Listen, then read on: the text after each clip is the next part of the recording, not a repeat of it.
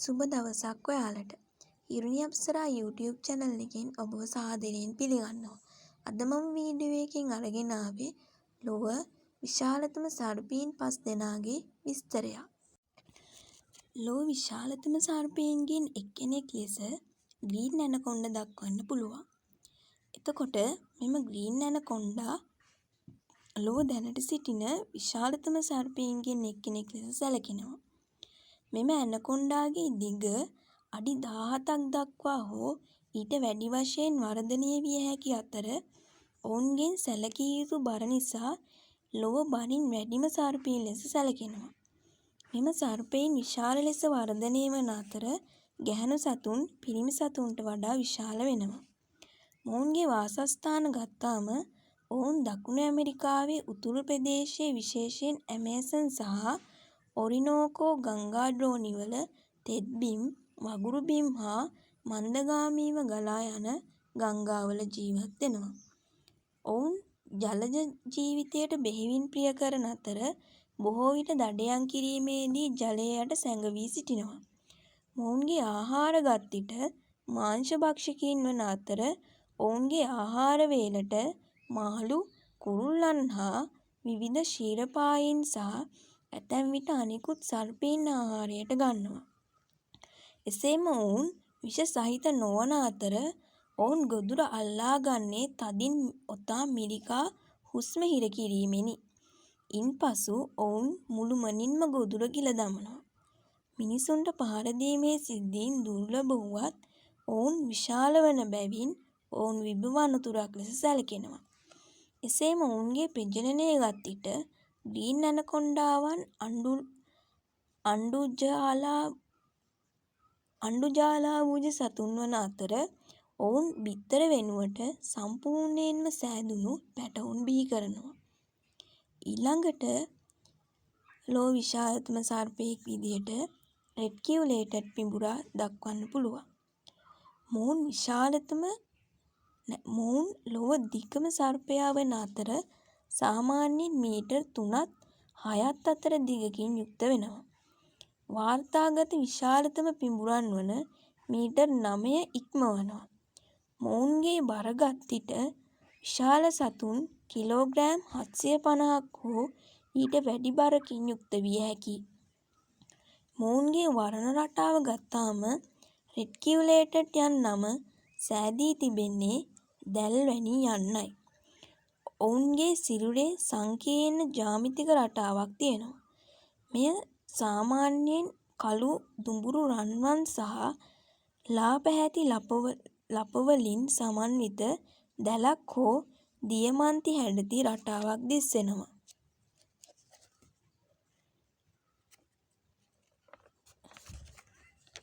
මොවුන් සාමාන්‍යයෙන් ගිනිකොන දිග ආසියාවට ආවේනික වන අතර බංගලාදේශයේ සිට වියට්නාමය හා ඉන්දුනීසියාව පැසිෆික් දූපත් දක්වා ව්‍යාප්ත වී සිටිනවා. මොවුන් විෂ සහිත නොවන අතර ඔවුන් ගොදුර දඟර ගසා මිරිකා මරා දමන භක්ෂකයින් වෙනවා. එසේම ඔවුන් ප්‍රධාන වශයෙන් ක්ෂීරපායින් හා කුරුල්ලන් ආහාරයට ගන්නවා. කුඩා මීයන්ගේ සිට වඳුරන්, තාරාවන්, ඌරන් හා කුඩා මුවන් වැනි විශාල සතුන් ආහාරයට ගන්නවා.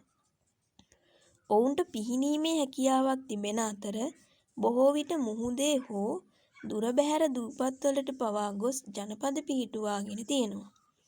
ඔවුන්ගේ ප්‍රජනනය ගත් විට ගැහැණු පිඹුරාවන් වරකට බිත්තර 60 සිට 100 දක්වා ප්‍රමාණයක් දමනවා. රෙටිකියුලේටඩ් පිඹුරා එහි විශාලත්වය, අලංකාර බව හා බලවත් දඩයම් කිරීමේ හැකියාව නිසා ලෝකයේ වඩාත්ම සිත්ගන්නා සුළු සර්ප විශේෂියක් ලෙස සලකනවා. ඊළඟට වැදගත් වන සර්පයා ලෙස බර්මිස් පිඹුරා දක්වන්න පුළුවන්. දකුණු හා ගිනිකොන දිග ආසියාව ගත් විට ඉන්දියාවේ නැගෙනහිර කොටස, නේපාලය, බංගලාදේශය, මියන්මාරය, තායිලන්තය, වියට්නාමය හා දකුණු චීනය යන රටවලට මෙම බර්මීස් පිඹුරා ආවේනිකයි. නිවර්තන වනාන්තර, තනබිම්, වගුරු බිම් හා ජලකඳන් ආශ්‍රිතව ප්‍රදේශවල වාසය කරනවා.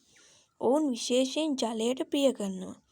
මොවුන් ලොව දිගම සර්පයින් වන අතර දෙවැනි හෝ තෙවැනි තැන ගන්නා අතර සාමාන්‍යයෙන් අඩි 10ත් 8ත් අතර දිගකින් යුක්ත වෙනවා. එතකොට මෙම සර්පයින් ගත්තාම මොවුන්ගේ බර කිලෝග්‍රෑම් 90ක් ඉක්මවිය හැකි අතර මොවුන් ලොව බරින් වැඩිම සර්පයින් අතරින් එකෙක් ලෙස සලකනවා. මොවුන්ගේ වර්ණ රටාව ගත් විට සම තද පැහැති දියමන්ති හැඩති හෝ සැදෑල හැඩති රටා දක්නට ලැබෙනවා. මෙම රටා සාමාන්‍යයෙන් කහ පැහැති හෝ ලා දුඹුරු පැහැති සම මත තද දුඹුරු හෝ කළු පැහැයෙන් යුක්ත වෙනවා. ආහාර රටාව ගත්තාම විෂ රහිත වන අතර ගොදුරන් වටා දඟර ගැසී මිරිකා මරා දමනවා.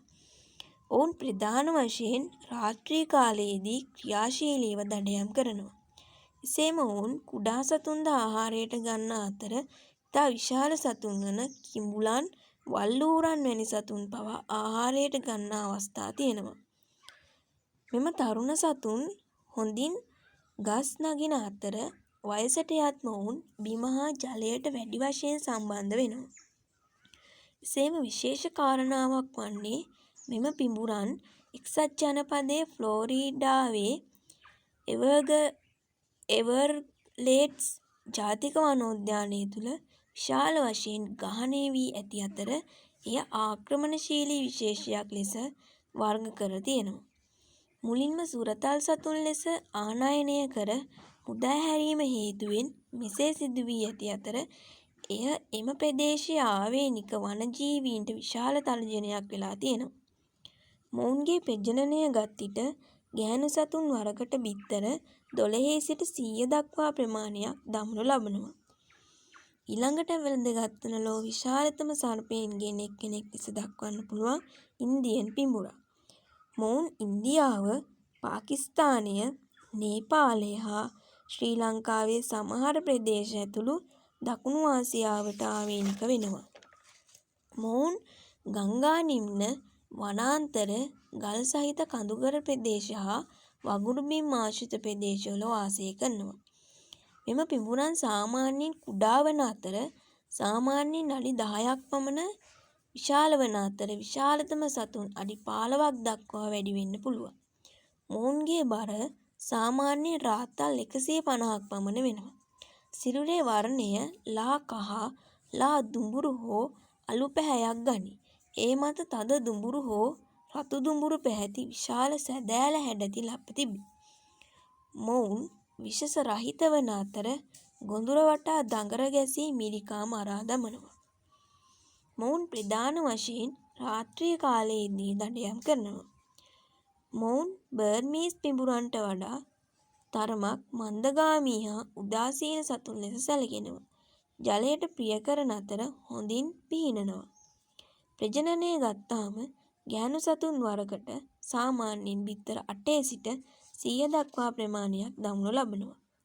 ඉන්දියන් පිඹුරා එහි ස්වභාවික පරිසර පද්ධතියේ ඉතා වැදගත් විලෝපිකයෙකු ලෙස ක්‍රියා කරන අතර මීයන් වැනි සතුන්ගේ ගහණය පාලනය කිරීමට උපකාරී වෙනවා.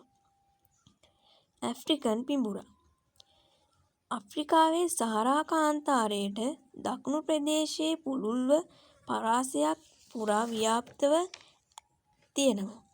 එසේම මොවුන් විවිධ පරිසර පද්ධතිවලට අනුවර්තනය වෙනවා. සහරා, තනබිම්, පඳුරු සහිත ප්‍රදේශ, වනාන්තර හා විශේෂයෙන්ම ජල මූලාශ්‍ර වල දක්නට ලැබෙනවා. මොවුන් සාමාන්‍යයෙන් අඩි 10 සිට 16 දක්වා වර්ධනය වෙනවා. වාර්තාගත විශාලතම සතුන් මීටර් 24.5ක් දක්වා ළඟා වී ඇත. විශාල වැඩිහිටි ගැහැණු සතුන් කිලෝග්‍රෑම් 50 සිට 90 දක්වා බරකින් යුක්ත වෙනවා. වර්ණ රටාව ගත්තාම සිරුර කහ පැහැයට හුරු දුඹුරු අලු කොළ හෝ අලු පැහැයක් ගන්නවා. ඒ මත අක්‍රමවත් තද පැහැති පඩි පෙළක් වැනි රටාවක් හෝ දියමන්ති හැඩති ලප රටාවක් දක්නට ලැබෙනවා. මොවුන් විෂ රහිත වන අතර තම බලවත් ශරීරයෙන් කුදුර දඟර ගසා මිරිකා මරා දමනවා. මොවුන් ප්‍රධාන වශයෙන් රාත්‍රී කාලයේදී දඩයම් කරන අතර සැඟවී සිට පහර දෙන විලෝපිකයින් වෙනවා. මොවුන්ගේ ආහාර රටාව ගත්තාම කුඩා සත්වයාගේ සිට කිඹුල් පැටවුන් හා විශාල මොනිටර් කටුස්සන් පවා ආහාරයට ගන්නවා.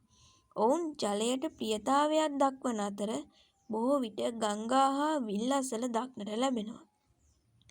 මොවුන්ගේ ප්‍රජනනය ගත්තාම ගැහැණු සතුන් වරකට බිත්තර 20 සිට 100 දක්වා ප්‍රමාණයක් දමනවා. ඔවුන් පැටවුන් බිහි කරන තෙක් මාස 2-3ක කාලයක් නිවසේ බිත්තර ආරක්ෂා කර පූර්ව පෙන්නනවා. ඉතින් ඔයාලට මෙම වීඩියෝ එක තුලින් යම් දැනුමක් ලැබෙන්නේ නැති කියලා මම විශ්වාස කරනවා. මෙවැනි වීඩියෝ විශාල ප්‍රමාණයක් නරඹන්න මගේ YouTube channel එක subscribe කරන්න.